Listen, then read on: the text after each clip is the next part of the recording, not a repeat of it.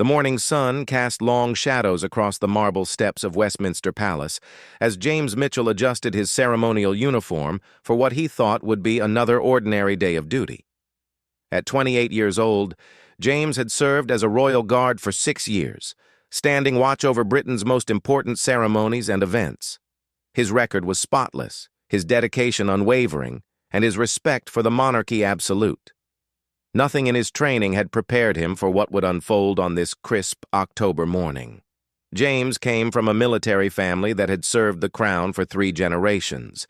His grandfather had fought in World War II, his father had been a decorated army officer, and James himself had earned his position through years of rigorous training and exemplary service. The pride he felt wearing the royal insignia was matched only by his deep understanding of protocol and tradition. Every morning, he reminded himself that he was not just a guard, but a guardian of centuries-old customs that defined the very essence of British heritage. The event scheduled for that day was a private ceremony to honor local community leaders who had made significant contributions to charity work across the United Kingdom. Queen Camilla was set to present awards to 12 individuals who had dedicated their lives to helping others. The ceremony was being held in one of the palace's smaller reception halls, an intimate setting that would allow for personal interaction between the royal family and the honored guests. James had been assigned to the inner perimeter, a position of great trust that required him to be present in the same room as the royal family. His role was to maintain security while remaining as unobtrusive as possible, ensuring that the ceremony could proceed smoothly without any visible reminder of the security measures in place. He had performed this duty dozens of times before, but something about this particular morning felt different, though he couldn't quite identify why. As the guests began to arrive, James took his position near the ornate doorway that led to the reception hall. The award recipients were a diverse group of individuals, ranging from an elderly woman who had spent 40 years running a soup kitchen in Manchester to a young man who had organized volunteer programs for disadvantaged youth in Birmingham. Each person carried themselves with a quiet dignity that spoke to their years of selfless service, and James found himself moved by their humble demeanor as they entered the grand hall. The ceremony began with the customary formalities, and Queen Camilla entered the room with her characteristic grace and warmth. She had always been known for her genuine interest in charitable work, and her enthusiasm for meeting these community heroes was evident in her bright smile and animated conversation with each recipient. James watched from his position, maintaining the perfect balance between alertness and invisibility that his training had instilled in him.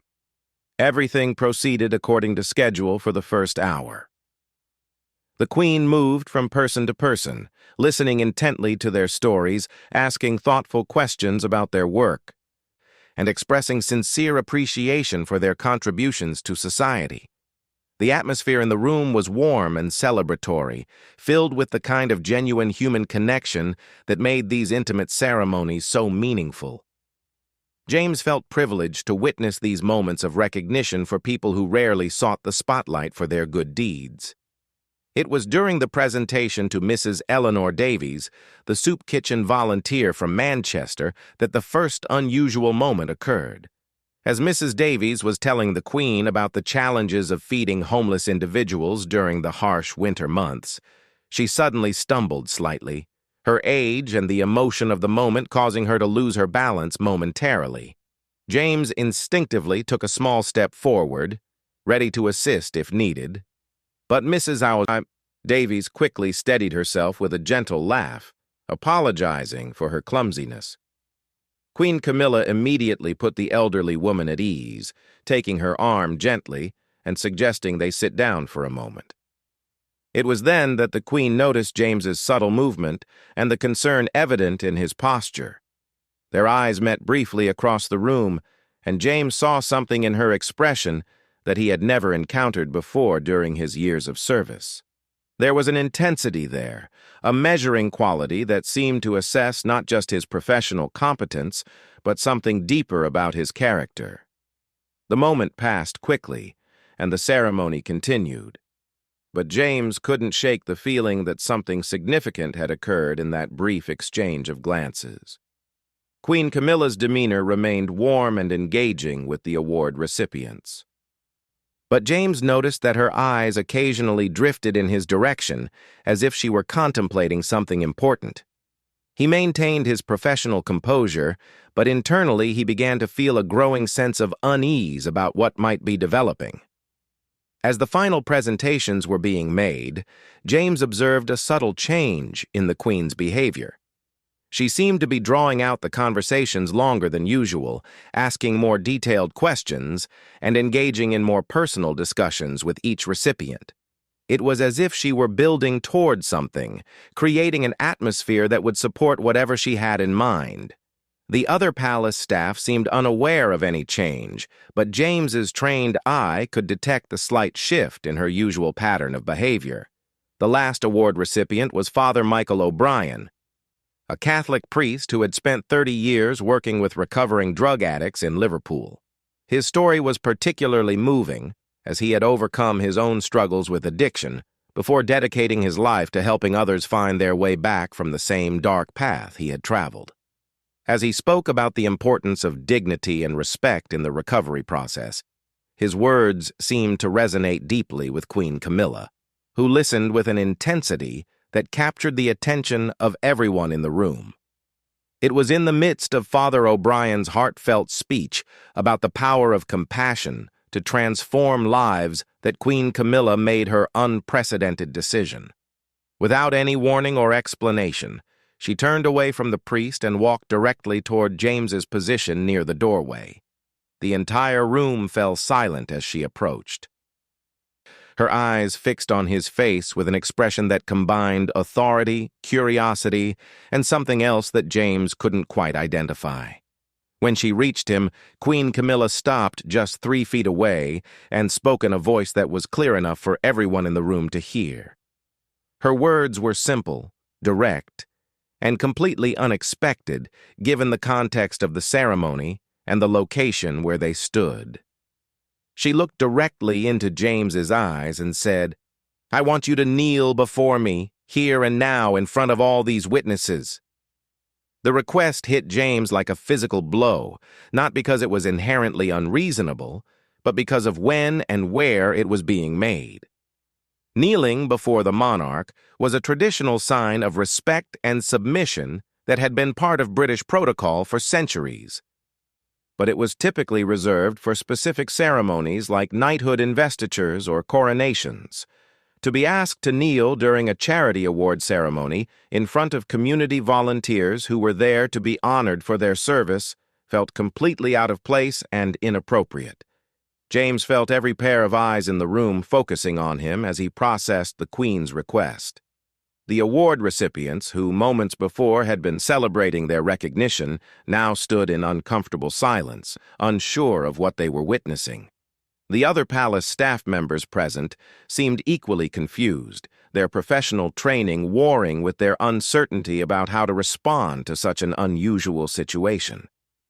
The atmosphere that had been warm and celebratory just minutes earlier now felt tense and charged with an energy that no one quite understood. In that moment of intense scrutiny, James found himself thinking not just about royal protocol and his duty as a guard, but about the deeper principles that had guided his entire life. His grandfather had taught him that true honor came not from blind obedience to authority, but from standing up for what was right, even when it was difficult or uncomfortable. His father had instilled in him the belief that respect was something that had to be earned and given freely, not demanded or coerced. These lessons, learned at the kitchen table of his childhood home, now seemed more relevant than any regulation in the palace handbook. The silence stretched on for what felt like an eternity, but was probably only a few seconds. James could feel his heart pounding in his chest as he weighed his options and their potential consequences. He thought about his career, his reputation, his family's legacy of service to the crown. But he also thought about the uncomfortable feeling that had been growing in his stomach since the Queen's demeanor had changed. and about the award recipients who were watching this scene unfold with obvious bewilderment and discomfort. James took a deep breath, straightened his shoulders, and looked Queen Camilla directly in the eyes. When he spoke, his voice was respectful but firm, carrying the conviction of someone who had made a difficult decision based on principle rather than convenience. His response would set in motion a series of events that no one in that room could have anticipated, changing not only his own life but also providing a moment of clarity about the true nature of honor, respect, and human dignity that would resonate far beyond the walls of Westminster Palace. James Mitchell looked directly at Queen Camilla and spoke with quiet dignity that surprised even himself. "Your Majesty, with all due respect, I cannot kneel at this moment. This ceremony is meant to honor these remarkable individuals who have dedicated their lives to serving others.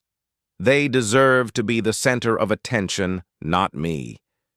Asking me to kneel here now would take away from their special moment, and I won't be part of diminishing what they've earned." The words hung in the air like a challenge that no one had expected to hear. Queen Camilla's eyes widened slightly, not with anger, but with something that looked like genuine surprise mixed with curiosity. The award recipients exchanged uncertain glances, unsure whether they should intervene, leave the room, or simply pretend they hadn't witnessed what appeared to be an unprecedented breach of royal protocol. Father O'Brien, who had been in the middle of his speech when the Queen had interrupted, clasped his hands together as if he were praying for wisdom about how to handle the situation. Mrs. Eleanor Davies, the soup kitchen volunteer who had stumbled earlier, stepped forward with the kind of gentle authority that comes from decades of dealing with difficult situations. "Perhaps we should give you both some privacy to discuss this matter," she suggested diplomatically, gesturing toward the other recipients. But Queen Camilla raised her hand to stop the group from moving, her attention completely focused on James and his unexpected response to her demand. "You refuse to show proper respect to your queen?" Camilla asked, her voice carrying a tone that seemed designed to test rather than condemn. There was something in her expression that suggested she was less interested in enforcing obedience than in understanding the reasoning behind James's refusal. The question felt like an invitation to explain himself rather than a condemnation of his decision, though the tension in the room remained thick enough to cut with a knife. James felt the weight of centuries of royal tradition pressing down on him, but he also felt the strength that came from knowing he was acting according to his deepest convictions about right and wrong. "Your Majesty, I have enormous respect for you and for the crown. I've dedicated my career to serving and protecting the royal family because I believe in the institution and what it represents. But respect isn't demonstrated through meaningless gestures performed at inappropriate times. True respect means being honest, even when it's uncomfortable." The young man from Birmingham who had organized youth volunteer programs shifted nervously, clearly uncomfortable with being caught in the middle of what felt like a confrontation between traditional authority and personal conscience. His own work with disadvantaged youth had taught him about the importance of standing up for principles, but he had never imagined witnessing such a scene in the formal setting of a royal ceremony. The other recipients seemed equally torn between their desire to support both parties and their uncertainty about the appropriate response to such an unprecedented situation. Queen Camilla took a step closer to James, studying his face with an intensity that made everyone else in the room feel like they were intruding on a private conversation, despite being directly involved in the unfolding drama. "And what, in your opinion, would be an appropriate way to show respect?" she asked, her voice carrying a note of genuine curiosity that surprised everyone present, including James himself.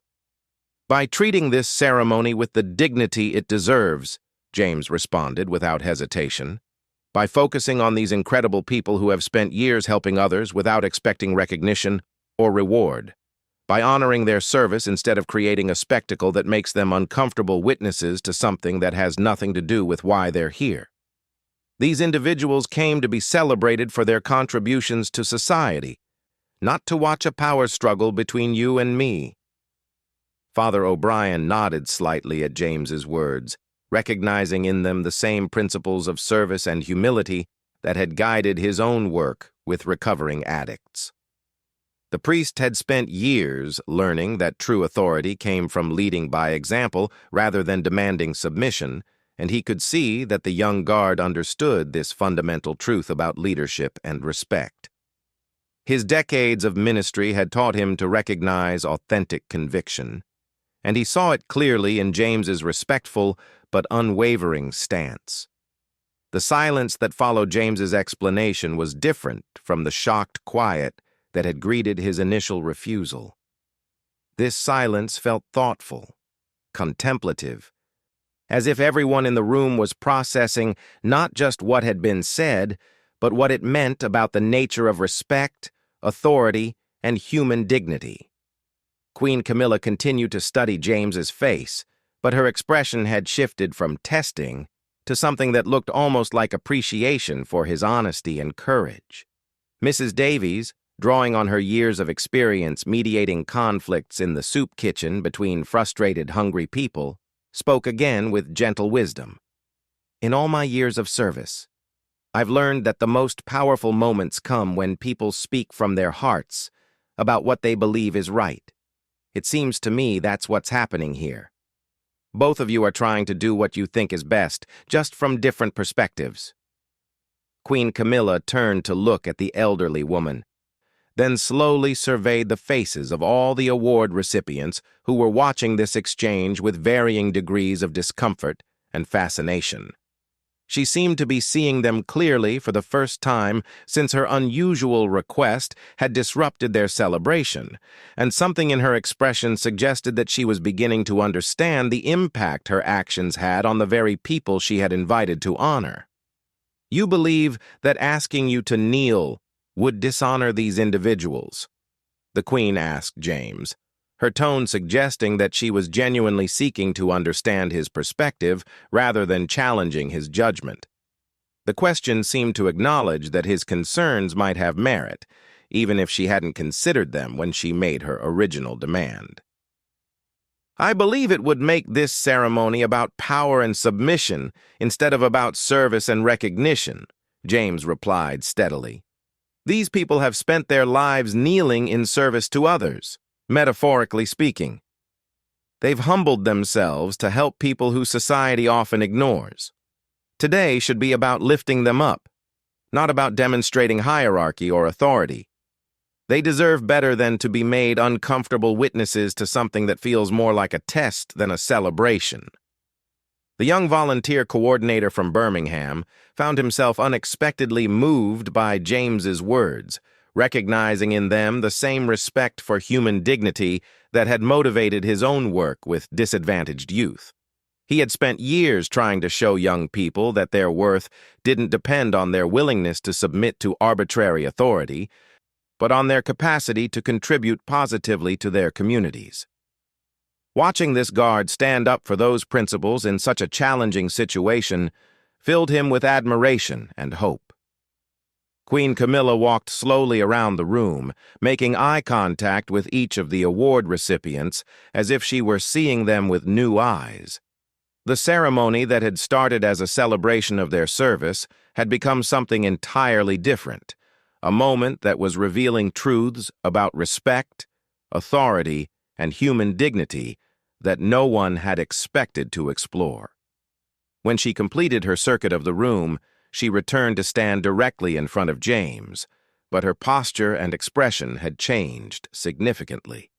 "In all my years of royal duties, I have rarely encountered someone willing to risk their career to protect the dignity of others," she said quietly, her words carrying a weight that made everyone in the room lean forward to catch every syllable.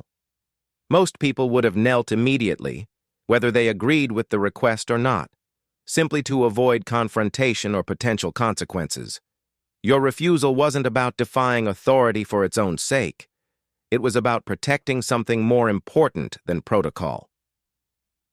James felt a surge of relief, mixed with continued uncertainty about where this conversation was leading and what the consequences of his stand might be. He had prepared himself for anger, dismissal, or immediate termination, but Queen Camilla's thoughtful response was something he hadn't anticipated. The other people in the room seemed equally surprised by the direction the exchange had taken, though their discomfort was beginning to give way to fascination with the profound questions being explored. "Your Majesty," James said carefully, "I hope you understand that my refusal came from respect, not disrespect. I believe these individuals in this ceremony deserve to be treated with the highest level of dignity and consideration. Sometimes protecting what we respect requires making difficult choices, even when those choices might be misunderstood or might come with personal consequences." The room remained silent as everyone processed the implications of what had transpired. What had begun as a routine ceremony to honor community volunteers had become a powerful examination of the true nature of respect, authority, and moral courage. The award recipients found themselves witnessing a moment that would likely stay with them for the rest of their lives, a demonstration of the principles they had spent years trying to embody in their own service to others. Father O'Brien stepped forward, his years of counseling people through moral crises giving him the courage to speak. "If I may, Your Majesty, what we've witnessed here today is exactly the kind of moral courage that our communities desperately need.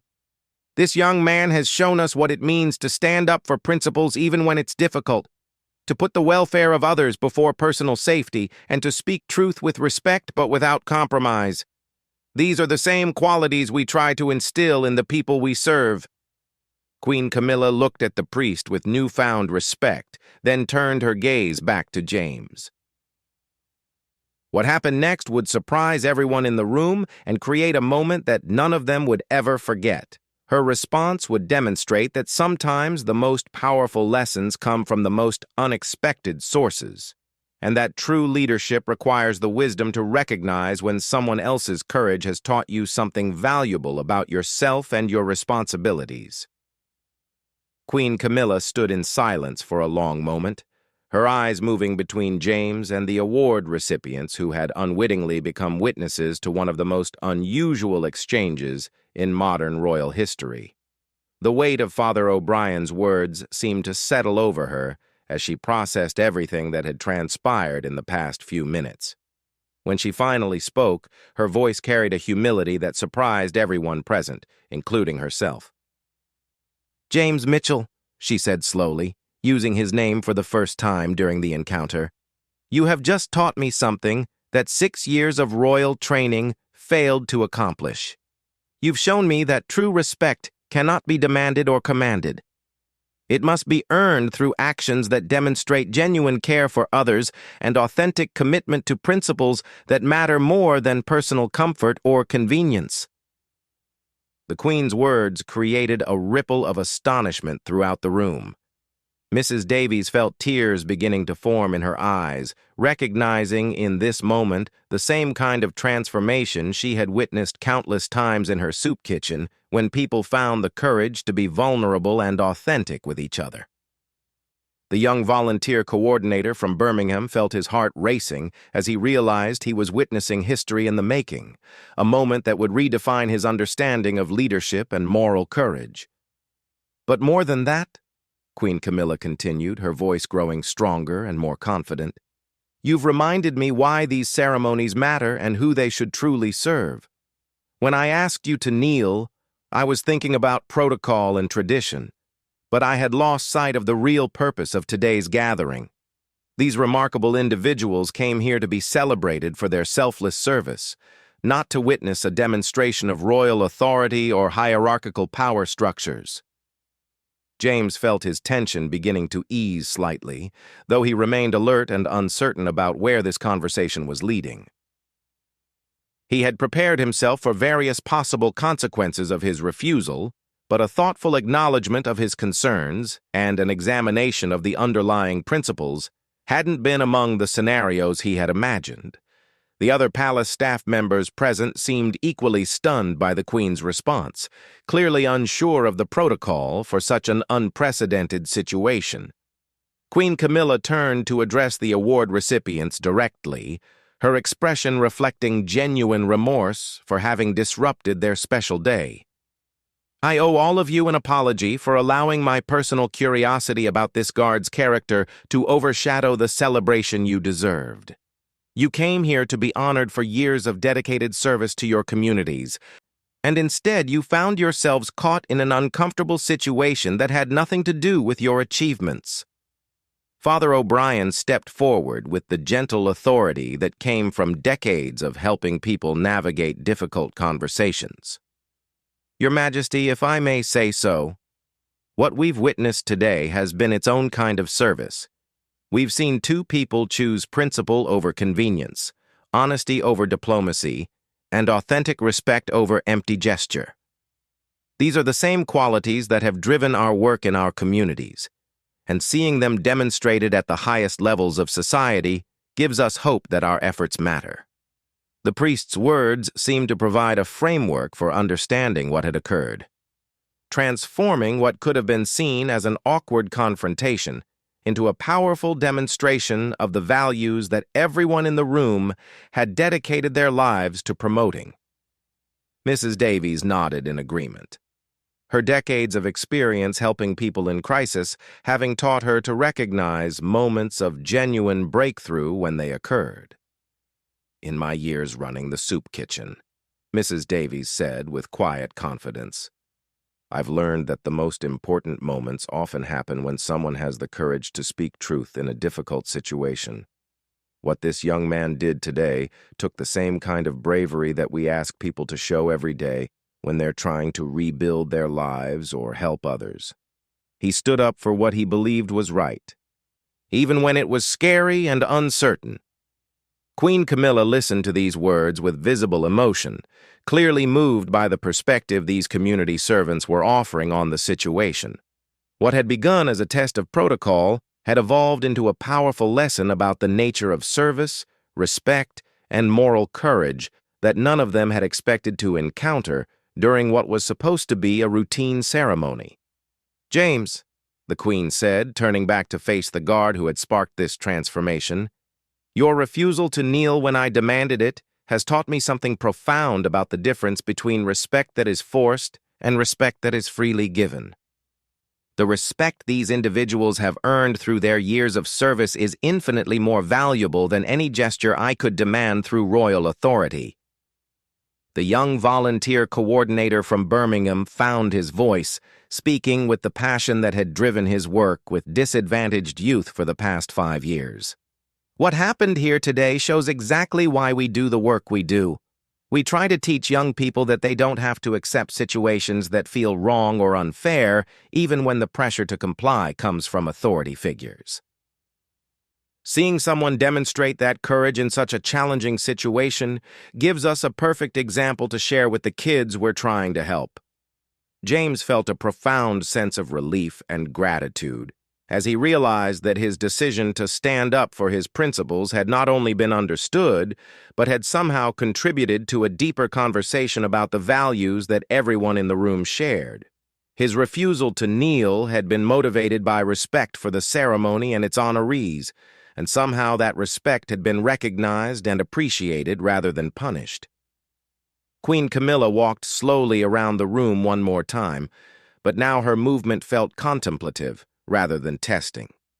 When she returned to the center of the group, she did something that no one could have anticipated. Without any announcement or explanation, she lowered herself gracefully to one knee in front of the award recipients, looking up at them with genuine admiration and respect. "If anyone should be kneeling today," she said from her position on the floor, "it should be me, honoring all of you for the incredible service you've provided to your communities and for the lesson you've taught me about the true nature of dignity and respect. Your work feeding the hungry, helping the addicted, supporting youth, and serving others represents the very best of human nature. You deserve recognition, celebration, and gratitude, not uncomfortable confrontations about protocol." The sight of Queen Camilla kneeling before them left every person in the room speechless. Mrs. Davies began to cry openly, overwhelmed by the profound gesture of respect and humility. Father O'Brien felt his own eyes filling with tears as he recognized the spiritual significance of a person in ultimate authority choosing to humble herself before those who served others. The young volunteer coordinator felt his worldview expanding as he witnessed a demonstration of leadership that he had never imagined possible. James stood transfixed, realizing that his refusal to kneel had somehow created the conditions for this extraordinary moment of authentic respect and genuine honor. Queen Camilla remained on one knee for a full minute, making eye contact with each of the award recipients and conveying through her posture and expression a level of respect that no protocol or ceremony could have achieved. When she finally rose to her feet, the Queen's demeanor had transformed completely. The testing quality that had marked her earlier behavior was gone, replaced by warmth and genuine appreciation that filled the room with positive energy. "James Mitchell," she said, extending her hand to him, "thank you for having the courage to protect what matters most about today. Your refusal to compromise your principles has reminded me of my own responsibility to honor and celebrate the people who make our society better through their selfless service." As James shook the Queen's hand, he felt the profound satisfaction that comes from making a difficult decision for the right reasons and having that decision lead to something beautiful and meaningful. The ceremony continued from that point with a level of warmth, authenticity, and mutual respect that none of them had experienced in formal royal settings before. The award recipients found themselves engaged in genuine conversations with Queen Camilla about their work, their challenges, and their hopes for their communities. The artificial barriers between royalty and commoners seemed to dissolve as they connected over their shared commitment to service and their mutual respect for the courage it takes to stand up for important principles. Father O'Brien later described that day as one of the most powerful demonstrations of leadership he had ever witnessed, explaining to his congregation that true authority comes from the willingness to admit mistakes, learn from others, and adjust behavior based on new understanding. Mrs. Davies returned to her soup kitchen with a renewed sense of purpose and a story that inspired volunteers and guests alike about the importance of speaking truth with respect and courage. The young volunteer coordinator incorporated the story into his youth programs, using it to teach disadvantaged teenagers about the power they have to influence positive change through principled stands, even in situations where they feel powerless or intimidated by authority figures. His work took on new dimensions as he helped young people understand that respect is a two-way street that requires authenticity and mutual recognition of human dignity. James Mitchell continued his service as a royal guard with a deeper understanding of what it means to protect not just physical safety, but also the principles and values that make ceremonies and institutions meaningful. His relationship with Queen Camilla developed into one of mutual respect based on their shared commitment to honoring service and maintaining the highest standards of human dignity. Years later, when people asked about that extraordinary day, everyone who was present agreed that James's brave refusal had created a moment of transformation that reminded them all why service matters and what true respect looks like when it's freely given rather than demanded. The ceremony that had begun as a routine recognition event had become a powerful demonstration of the courage required to protect what matters most, even when the stakes feel impossibly high.